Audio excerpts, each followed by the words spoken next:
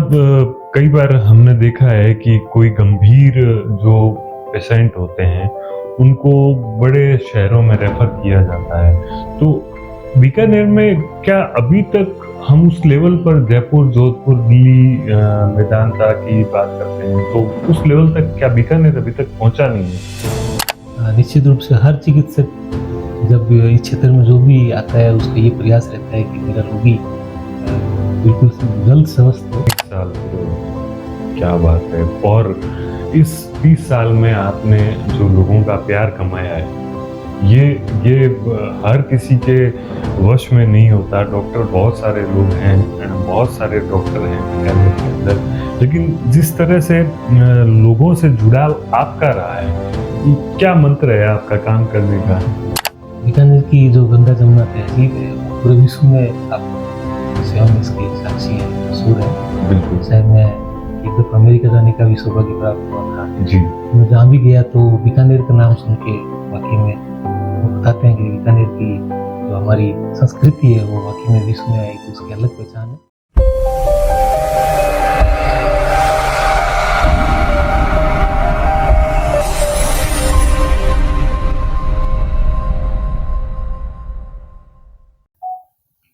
लोग UPSC, RPSC की परीक्षाएं पास करते हैं, सेलेक्ट होते हैं, अच्छी रैंक हासिल करते हैं, गोल्ड मेडल हासिल करते हैं, बड़ी उपलब्धियां लेते हैं, लेकिन वो उपलब्धियां उनकी अपनी होती है, अपने लिए होती है। असल में ज्ञान, शिक्षा और तालीम वह होती है जो लोगों के काम आए, परोपकार में काम आए। उस ज्ञान का, उस शिक्षा का एक सार्थक अर्थ निकलता है, लाभ मिलता है जब समय को और समाज को। दोस्तों, आज अभिनव टॉक में हमारे बीच में एक ऐसी शख्सियत हैं जिनके चेहरे पर हमेशा मुस्कान रहती है, जो लोगों की पीड़ा हरते हैं। बड़े पदों पर रहने के बावजूद वे अत्यंत विनम्र हैं। आप अनुमान लगाइए वो कौन हो सकते हैं। बिल्कुल ठीक पहचाना आपने। आज हमारे साथ हैं पूर्व चिकित्सा एवं स्वास्थ्य अधिकारी डॉक्टर एम अबरार पंवार साहब। डॉक्टर साहब, आपका बहुत-बहुत स्वागत है अभिनव टॉक में। धन्यवाद संजय जी और अभिनव टॉक के समस्त दर्शकों का। डॉक्टर साहब के बारे में क्या कहा जाए? बीकानेर का बच्चा-बच्चा उनके सेवा भाव को जानता है। हर व्यक्ति से उनके बहुत ही निजी संबंध हैं। हर व्यक्ति जो एक बार भी डॉक्टर साहब से मिल लेता है, उसको ये लगता है कि वह उनका सबसे करीबी है। ये एक ऐसा स्वभाव बहुत कम चिकित्सकों में होता है। तो डॉक्टर साहब से बातचीत का सिलसिला शुरू करते हैं। डॉक्टर साहब, आपका जो ये सार्वजनिक जीवन में, चिकित्सा जीवन में आने का ये सफर कहाँ से शुरू होता है, कैसे शुरू होता है? सबसे पहले चूँकि हम ग्रामीण परिवेश से आए हैं, जी। मेरा जन्म यहाँ पास ही रिडमसर ग्राम में हुआ था जी। और मेरे पिताजी शिक्षक थे जी। और वहीं मैं दादाजी मेरे आजी छोगे खान जी के परिवार में मेरा जन्म हुआ रिडमसर। उसके बाद हम लोग चूँकि पिताजी सरकारी सेवा में थे, शिक्षक थे, तो यहाँ बीकानेर में अ, क्योंकि गाँव से आना-जाना थोड़ा-सा रहता था, बिल्कुल। इसलिए बीकानेर में पापा ने मकान बना लिया था, तो यहाँ बीकानेर शिफ्ट हो गए थे। तो आपकी शिक्षा दीक्षा यहाँ बीकानेर बीकानेर में में हुई। हुई। उसके बाद चिकित्सक बनने की प्रेरणा आपको कैसे मिली? किसने आपको प्रेरित किया, मोटिवेट किया कि डॉक्टर बनना चाहिए? और निश्चित रूप से मेरे पिताजी तो मेरे आदर्श थे। जी। अ, उन्हीं का ये प्रेरणा थी, उन्हीं की मतलब इच्छा थी कि मैं एक चिकित्सक के नाते समाज की सेवा करूँ। जी। तो क्या-क्या दिक्कतें आई होगी जब आप पढ़ाई कर रहे थे एमबीबीएस की, और किसने सपोर्ट किया आपको? क्या अनुभव रहे उस समय के आपके? निश्चित रूप से जब पीएमटी के लिए जो अ अ, अपनी तैयारी जब शुरू की, तो कुछ कठिनाई आई। आजकल के जो समय में जो कोचिंग वगैरह वो तो नहीं होती थी उस वक़्त, जी। खुद को ही सारी तैयारी करनी पड़ती थी। बिल्कुल। शिक्षक का पुत्र होने के नाते घर में पढ़ाई का तो था माहौल, जी। और पिताजी का ये था कि भी मेरा ये सपना है कि आप अपने इस क्षेत्र में आए ताकि हम खिदमत-ए-खल्क यानी समाज की सेवा कर क्या बात सकें। है! तो मैंने प्रयास किया, तो उसमें ईश्वर ने और मेरे अ, माता-पिता के आशीर्वाद से कामयाबी। आपने बीकानेर मेडिकल कॉलेज जी, से ही किया? सरदार पटेल मेडिकल कॉलेज में जी। 1986 में मेरा यहाँ तो चयन हुआ। उस समय और कौन-कौन आपके बैच में थे साथ में? वैसे तो मेरे बैच के पूरे विश्व में अलग-अलग देशों में अभी अच्छा, भी सेवाएँ अलग-अलग दे रहे हैं, अमेरिका जगह से काम कर लेके रहे हैं। सभी अलग-अलग क्षेत्र में भी, भारत में भी अलग-अलग राज्यों में कर रहे हैं। बीकानेर में मेरे साथ के जो बैचमेट्स हैं, डॉक्टर देवेंद्र चौधरी अभी संयुक्त जी, निदेशक हैं चिकित्सा जी। विभाग के। उसके अलावा डॉक्टर कमलेश यादव हैं जो प्रोफ़ेसर हैं गायनेकोलॉजी में। डॉक्टर कुलदीप सैनी मेडिसिन में है पीजीएम में। डॉक्टर केदार जी हैं वो सर्जन हैं, पीबीएम में। डॉक्टर आर के शर्मा कोठारी हॉस्पिटल में एज़ ए फिजिशियन सेवाएँ दे रहे हैं। बिल्कुल। डॉक्टर नीता कपूर उनका प्राइवेट अपना नर्सिंग होम है। जी, डॉक्टर अजय कपूर हैं ऑर्थोपेडिक्स पीबीएम में। डॉक्टर सीएस मोदी जो जिला क्षय निवारण अधिकारी हैं, जी। और डॉक्टर नंदकिशोर सुथार बीकानेर का जो बता रहा हूँ मैं, हाँ जी, बाकी जी, तो सब बिल्कुल। जगह। वो पाँचों के काफ़ी समय से पाँचों के प्रभारी हैं और सेवाएँ दे रहे हैं। डॉक्टर ब्रिजमोहन तापड़िया हैं, उनका नोखा में अपना निजी चिकित्सालय है। जी। तो मेरे साथी जो हैं वो भी सभी लोग अपने-अपने क्षेत्र में सेवाएँ प्रदान। तो डॉक्टरी लाइफ कितने साल की हो गई आपकी?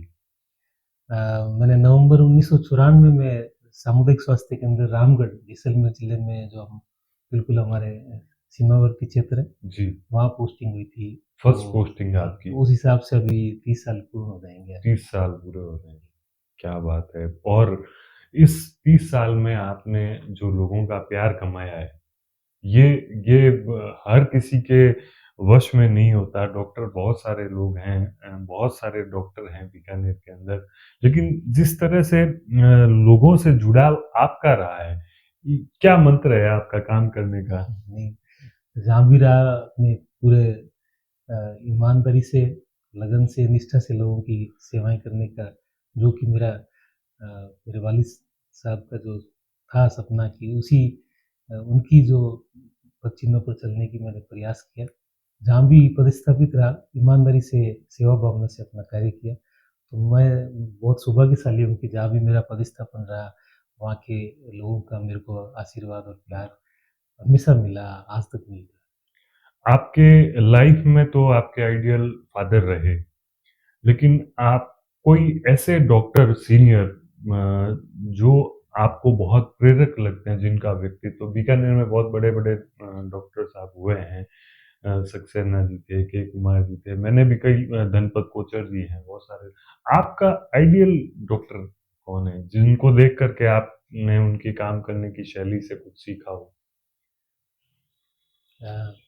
मैं पहले ऐड करना चाह रहा था, जी, मेरे जो ताया जी हैं, मेरे अंकल हैं, जी, वो अभी अमेरिका में निवास कर रहे हैं, जी। अमेरिकी नागरिक हो गए, हालाँकि वो ड्यूल सिटीज़नशिप है उनकी। अच्छा, तो उन्होंने भी मेहनत करके ग्रामीण क्षेत्र से, रिमोसर से मेहनत करके वो आज शिकागो में बहुत बड़े अच्छे मुकाम पर है, और वहाँ भी वो हमारे भारतीय समुदाय और एशियाई समुदाय की समाज सेवा के अंदर, अ, हालाँकि अभी तो काफ़ी बुजुर्ग हो गए, लेकिन वो समाज सेवा में शुरू से उनकी उनका अलग। शुभ नाम?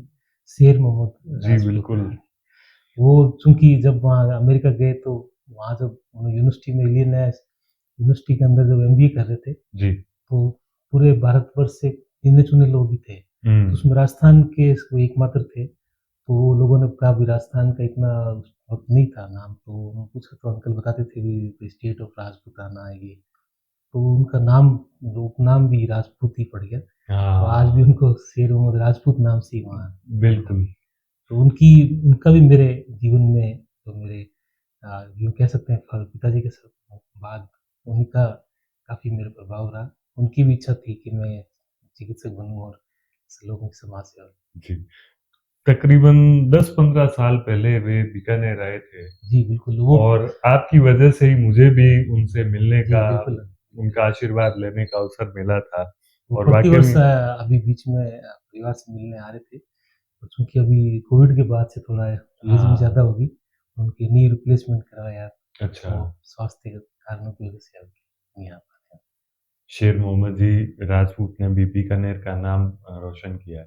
तो अब मैं उस सवाल पे जी। आता हूँ कि कौन से चिकित्सक आपको प्रेरित करते रहे हैं, जिनका व्यक्तित्व आपको आकर्षक या प्रभावित करने वाला लगता है? जी, जब हम स्टूडेंट लाइफ में थे तो हमारे जो प्राचार्य थे हमारे मेडिकल कॉलेज के डॉक्टर एस एन मिश्रा साहब वो बहुत और डॉक्टर हेमचंद सक्सेना साहब जो बीकानेर के जाने माने जी, चिकित्सक थे, फिजिशियन थे। उनका लोगों से मरीज़ों से जिस तरह से वो ट्रीट करते थे वो बहुत ही प्रभावित करता था। उसके बिल्कुल। बाद डॉक्टर अजीज़ साहब हैं, डॉक्टर हाँ, साबिर साहब हैं, बिल्कुल। डॉक्टर राजा बाबू साहब हैं, हाँ, उनका भी मेरे जीवन पर प्रभाव था। बिल्कुल, बिल्कुल। ये डॉक्टर गणपत कोचर साहब भी। ये वो लोग हैं जिन्होंने बीकानेर के चिकित्सा जगत को एक नई पहचान दी है और लोगों को एक स्वस्थ जीवन, एक स्वस्थ बीकानेर का निर्माण करने में इन्होंने बहुत बड़ी भूमिका निभाई है और उसी कतार में आप अग्रणी रूप से काम कर रहे हैं। ये हमारे लिए बहुत बड़ी बात है। अब बात करते हैं शहर की, डॉक्टर साहब। बीकानेर शहर आपको कैसा लगता है? बीकानेर शहर तो मेरा मैं मतलब अपने दिल में मेरे बीकानेर शहर बसा हुआ है। आप उन मैं लोगों में से एक हैं जो बीकानेर की गंगा जमुनी संस्कृति को पोषित करने वाले लोगों में से, चुनिंदा लोगों में से आप एक हैं। क्योंकि आपने अपने अ, काम के ज़रिए वो जो सारी दूरियाँ जो राजनीतिक रूप से इंसानों के बीच में पैदा हो जाती है, वो आपने अपने काम के ज़रिए और अपने व्यवहार के ज़रिए मिटाने का हमेशा प्रयास किया है। बीकानेर की जो गंगा जमुना तहज़ीब है, वो पूरे विश्व में आप स्वयं इसके साक्षी हैं, मशहूर है। बिल्कुल। शायद मैं एक दफ़ा अमेरिका जाने का भी सौभाग्य प्राप्त हुआ था। जी, मैं जहाँ भी गया तो बीकानेर का नाम सुन के वाक़ई में वो बताते हैं कि बीकानेर की जो हमारी संस्कृति है, वो वाक़ई में विश्व में एक उसकी अलग पहचान है और मैं हमेशा खुदा से दुआ करता हूँ कि जो हमारी संस्कृति है, जो हमारी पहचान है, वो हमेशा ऐसी बरकरार रहे। आमीन। डॉक्टर साहब, अमेरिका का आपने ज़िक्र किया तो मुझे याद आ गया कि तकरीबन 5 बार आप हज मेडिकल कमेटी में सेलेक्ट हुए हैं, गए हैं, ये सवाब आपको मिला है। वो क्या अनुभव रहा? कैसा अनुभव रहा आपका?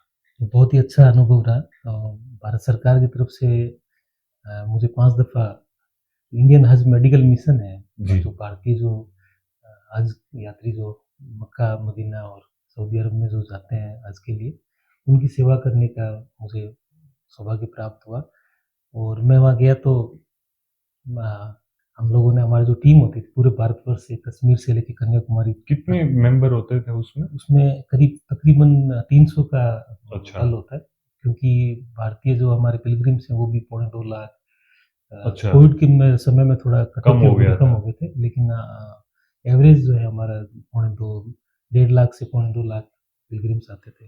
तो वो सऊदी अरब में जैसे सबसे पहले जद्दा पहुँचते हैं एयरपोर्ट, हुँ, आजकल डायरेक्ट फ्लाइट्स भी होगी मदीना की भी। हुँ, लेकिन वो एयरपोर्ट से लेके हमारी जो मेडिकल टीम है, वो सभी जगह मक्का के अंदर अलग-अलग बीकानेर में जैसे अलग-अलग क्षेत्र में अलग-अलग डिस्पेंसरी है, उस तरह मक्का में भी अलग-अलग भारतीय चिकित्सा मिशन की डिस्पेंसरी स्थापित होती है आज के टाइम में। जी, उसके अलावा हॉस्पिटल्स भी स्थापित होती है, 30 बेड अलग, 50 बेड अलग हॉस्पिटल। मदीना में भी डिस्पेंसरी और हॉस्पिटल होती है। तो सब जगह आपने 24 घंटे जो सेवाएँ देते हैं आपने। अलग-अलग जैसे साउथ के हैं, अलग-अलग लैंग्वेज के जो पिलग्रिम्स आते हैं, उनके लिए पूरे भारतवर्ष के बिल्कुल। अपने चिकित्सक और पैरामेडिक्स तैनात रहते हैं। तो मुझे चीफ कोऑर्डिनेटर भारतवर्ष की जी, तरफ से consul general of India Jeddah ने मुझे मौका दिया, तो मैंने पूरे मिशन का बीकानेर की सभी लोगों के आशीर्वाद से मैंने सफलतापूर्वक तो करवाया। डॉक्टर साहब, ये हज यात्रा हर साल नहीं होती, हर हर वर्ष होती है। हर वर्ष होती है? बिल्कुल, ये ईद उल जुहा के मौके पर जो अच्छा, उससे पहले हज होता है, वो हर हर साल होती है मतलब तो आप उसमें 5 हर बार साल उसमें जा चुके हैं। जी,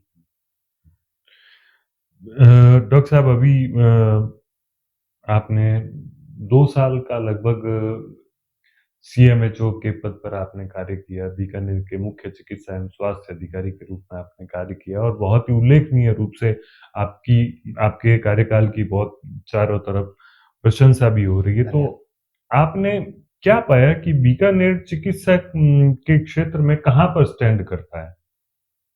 निश्चित रूप से बीकानेर हमारे जो चिकित्सा क्षेत्र में उल्लेखनीय योगदान है बीकानेर का। मैं बात करूँ हमारे जो मेडिकल कॉलेज हैं, जी। पीबीएम चिकित्सालय है, सरदार पटेल मेडिकल कॉलेज है, उनका अपना अलग एक पूरे देश के अंदर पहचान है। और हमारे जो आचार्य तुलसी कैंसर इंस्टीट्यूट है, वो तो आप जानते हैं कि पंजाब से और पूरे अलग-अलग राज्यों से यहाँ रोगी आते हैं और उपचार लेते हैं। हमारी फैकल्टी बहुत ही अच्छी है मेडिकल कॉलेज की, हमारी पीबीएम चिकित्सालय बहुत अच्छा है। मुझे चूँकि सीएमएचओ मुख्य चिकित्सा स्वास्थ्य अधिकारी का कार्य करने का सौभाग्य प्राप्त हुआ। तो मैंने देखा कि हमारे फील्ड में भी अब वो पहले के मुकाबले काफ़ी बेहतर हमने उपलब्धियाँ हासिल की है। हमारे फील्ड में भी सामुदायिक स्वास्थ्य केंद्र, प्राथमिक स्वास्थ्य केंद्र, यहाँ तक कि उप स्वास्थ्य केंद्र तक और शहरी जो हमारी डिस्पेंसरीज़ हैं, वहाँ हमारी अच्छी सेवाएँ प्रदान कर रहे हैं। तो कुछ थोड़ी कमी जो मुझे महसूस हुई ये है कि हमारे जहाँ पीएससी पर और यूपीएससी में जो एक चिकित्सा अधिकारी का पद है, तो मेरी ये इच्छा है कि अगर यहाँ हमें चिकित्सा अधिकारी का जहाँ एक पद है, वहाँ कम से कम 2 चिकित्सक के पद होने हों। चाहिए। तो जैसे अगर कोई चिकित्सक साप्ताहिक अवकाश पर है या कोई इमरजेंसी होगी या कोई कैज़ुअल लीव पर चले गए, तो उस वक़्त लोगों को दूसरा चिकित्सक जो है वो राहत प्रदान कर सकें। सही है। डॉक्टर साहब, कई बार हमने देखा है कि कोई गंभीर जो पेशेंट होते हैं, उनको बड़े शहरों में रेफ़र किया जाता है। तो बीकानेर में क्या अभी तक हम उस लेवल पर जयपुर, जोधपुर, दिल्ली, मेदांता की बात करते हैं, तो उस लेवल तक क्या बीकानेर अभी तक पहुँचा नहीं है? प्रयास तो निश्चित रूप से अब सुपर स्पेशलाइज़ेशन भी हमारे एसएसबी बन गई।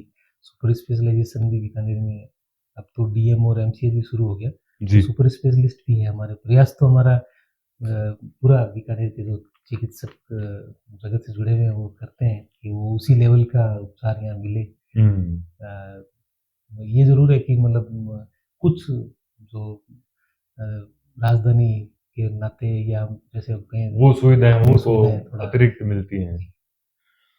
तो आप एक चिकित्सक हैं, आपकी दिनचर्या बहुत व्यस्त होती है, तो आप अपने परिवार को कितना और कब समय दे पाते हैं? हाँ जी, बिल्कुल परिवार को हमेशा शिकायत रहती है जी। कि पहले जहाँ भी रहा अपनी सेवाओं में थोड़ा व्यस्त रहा, अब फिर अभी चाहे तो अभी भी जब आप पद पर थे तब तो और बहुत ज़्यादा व्यस्तताएँ व्यस्त ज़्यादा हो गए थी थे, आपकी। बिल्कुल।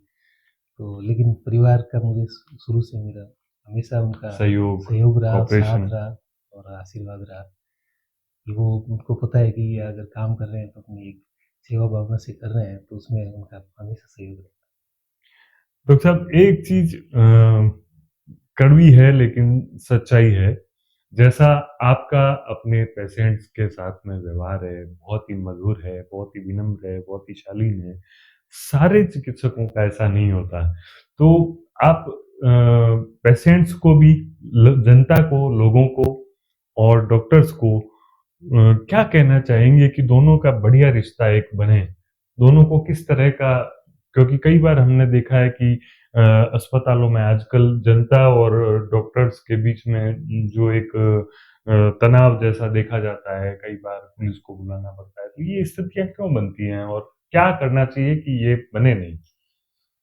निश्चित रूप से हर चिकित्सक जब इस क्षेत्र में जो भी आता है उसका ये प्रयास रहता है कि मेरा रोगी अ, बिल्कुल जल्द स्वस्थ हो। बिल्कुल, कोई भी चिकित्सक नहीं चाहता कि मेरा रोगी बिल्कुल सही है। कोई उनकी परेशानी हो। लेकिन ये अभी चूँकि वर्कलोड ज़्यादा हो गया, ज़्यादा हो ओपीडी जाता भी है। बहुत ज़्यादा हो गई। तो वर्कलोड की वजह से कुछ मिसकम्युनिकेशन होता है कि हुँ, आपस आपस में थोड़ी-सी अपने जिसको कहते हैं कि चिकित्सक और रोगी के परिजन उनके बीच में अगर संवादहीनता की वजह से थोड़ा कन्फ्यूज़न हो जाता है, हुँ। तो वो उस वजह से थोड़ा-सा ये दफ़ा प्रॉब्लम आती है। तो मैं तो सबको यही अपील करना चाहूँगा कि लोग तो ये चाहते हैं कि सारे डॉक्टर सबरार साहब की तरह कूल रहें। यो क्योंकि आप बिल्कुल, आपको कभी मैं मेरा आपसे बहुत पुराना संपर्क है, मैंने आपको कभी भी गुस्से में नहीं देखा कि कभी आप किसी को डाँट रहे हैं या कहीं पे कोई चिड़चिड़ापन आपके स्वभाव में कभी नहीं देखा और मैंने नहीं, किसी ने भी नहीं देखा। तो ये ये मैंने आपसे पूछा भी था कि इसका आपका क्या मंत्र है? आप इतना कूल कैसे रह लेते हैं? इतना प्रेशर वर्कलोड होने के बाद भी? जी, निश्चित रूप से जो भी अपने पास आते हैं वो सब अपनी समस्याएँ लेके आते हैं, वो जी। पीड़ित होते हैं। तो अपना प्रयास यही करते हैं कि मतलब उनकी जो परेशानी है उसको जल्द से जल्द अपने ठीक करें।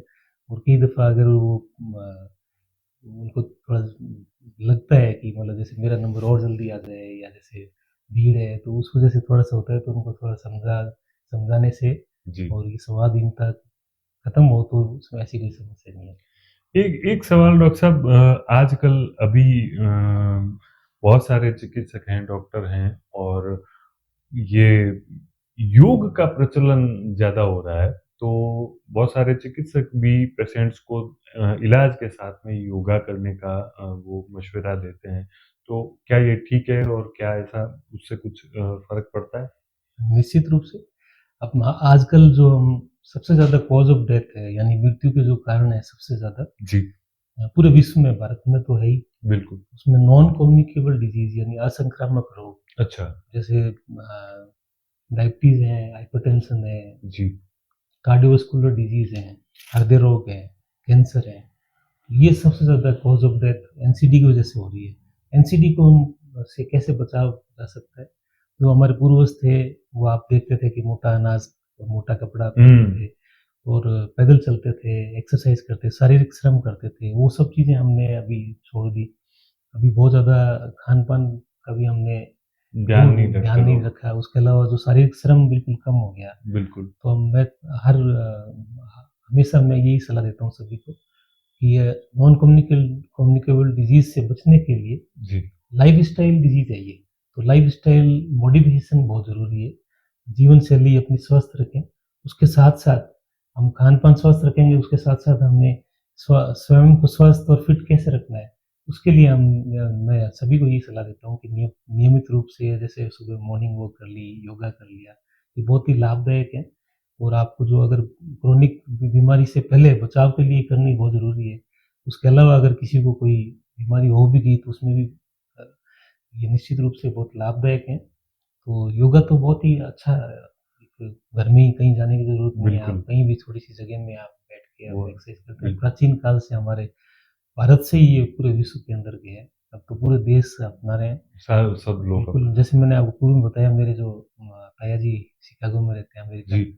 उनकी जो बच्ची यानी मेरी जो बहन है अमेरिका में सिस्टर। कज़न, वो खुद योगा प्रशिक्षक है अच्छा, अमेरिका के अंदर। क्या बात है! तो ये तो बहुत ही अच्छा है, इसमें तो यही सलाह दूँगा कि आप अपनी जीवन शैली जो है वो बिल्कुल स्वस्थ रखें ताकि जी। आपको ये आने वाले समय में कोई बीमारियों का खतरा नहीं हो। अब एक आखिरी सवाल डॉक्टर साहब आपसे, कि आप काम करते हैं, दिन भर व्यस्त रहते हैं, बहुत सारे लोगों से मिलना होता है, कई ज़िम्मेदारियाँ, कई तनाव होता है, तो आप अपने आप को रिलैक्स कैसे करते हैं? क्या आपको संगीत सुनने का शौक है, किताबें पढ़ने का शौक है? काम के अलावा आपके क्या, हम ये जानना चाहते हैं कि आप क्या करते हैं? जब भी समय मिलता है मैं हल्की-फुल्की जैसे मैंने बताया आपको, सुबह मैं मॉर्निंग वॉक या कोई साइक्लिंग ठीक करने है, के प्रयास करता हूँ। योग भी मैं अ, आप जब भी करते हैं। बिल्कुल हाँ, जब भी समय मिलता है मैं योग भी प्रयास पहले तो रेगुलर कर रहा था, जी, बीच में थोड़ा-सा, तो लेकिन जब भी समय मिलता है मैं वो करता हूँ। और संगीत का भी थोड़ा अच्छा। शौक शौक है। और किताबें मेडिटेशन वगैरह, जी, बिल्कुल, मेडिटेशन भी आप मेडिटेशन। करते हैं। किताबों का पत्र-पत्रिकाएँ, समाचार पत्र ये सारा। बिल्कुल। दर्शकों, ये हैं डॉक्टर एम अबरार पंवार साहब। आप सभी इनको बहुत बेहतर तरीके से जानते हैं। बहुत सारी बातें आज हमने की, लेकिन डॉक्टर साहब से अगर बातें करते जाएँ तो समय का पता ही नहीं चलता। आगे भी हम जब भी डॉक्टर साहब को समय होगा, अपने इस कार्यक्रम में उनको आमंत्रित करेंगे। आज डॉक्टर साहब आप इस अभिनव टॉक कार्यक्रम में पधारे, आपका बहुत-बहुत धन्यवाद। धन्यवाद। जी। अगर आपने अभिनव टाइम्स का यूट्यूब चैनल सब्सक्राइब नहीं किया है, तो कृपया सब्सक्राइब करें और हमसे जुड़ें, देखते रहें अच्छे कार्यक्रमों के लिए अभिनव टाइम्स।